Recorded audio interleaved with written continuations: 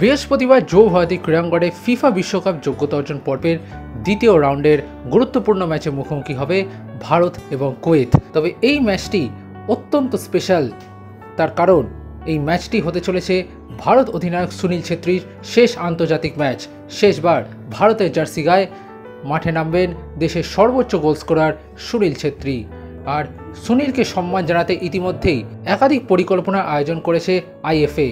যেহেতু এটা ফিফা স্বীকৃত ম্যাচ, তাই ম্যাচের আগে নয়, ম্যাচ শেষ হলে সুনীলকে সম্বর্ধনা জানাবে আইএফএ সহ একাধিক সংস্থা, যার মধ্যে রয়েছে বাংলার গুরুত্বপূর্ণ ক্লাবরাও। প্রথমেই আসা যাক ইস্টবেঙ্গলের কথায়। ইস্টবেঙ্গলের তরফ থেকে ফুল, উত্তরীয় এবং সম্মাননাপত্র দেওয়া হবে সুনীলকে। তবে তার সাথে রয়েছে বিশেষ এক চমক, একটি ইস্টবেঙ্গলের লোগো অঙ্কিত একটি সোনার মুদ্রা উপহার দেওয়া হবে সুনীল ছেত্রীকে। এদিকে মোহামেডান স্পোর্টিং ক্লাবের তরফ থেকে ফুল, উত্তরীয়, ফলক এবং মানপত্র দেওয়া হবে সুনীল ছেত্রীকে। এদিকে মোহনবাগানের তরফ থেকে দেওয়া হবে ফুল, উত্তরীয় এবং তার সাথে স্মারকও। মোহনবাগানের তরফ থেকে সুনীল ছেত্রীকে উপহার তুলে দেবেন মোহনবাগান সচিব দেবাশিস দত্ত।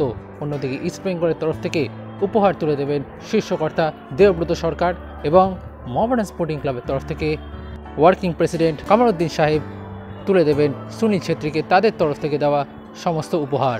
সব মিলিয়ে ভারত বনাম কুয়েত ম্যাচে রেজাল্ট যাই হোক না কেন, সুনীল ছেত্রীর শেষ আন্তর্জাতিক ম্যাচের জন্য বেশ বড়সড় পরিকল্পনা অপেক্ষা রয়েছে ম্যাচের শেষে, তা বলাই যায়।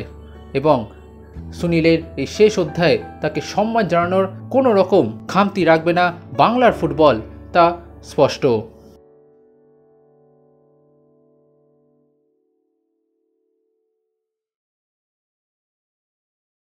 Extra time.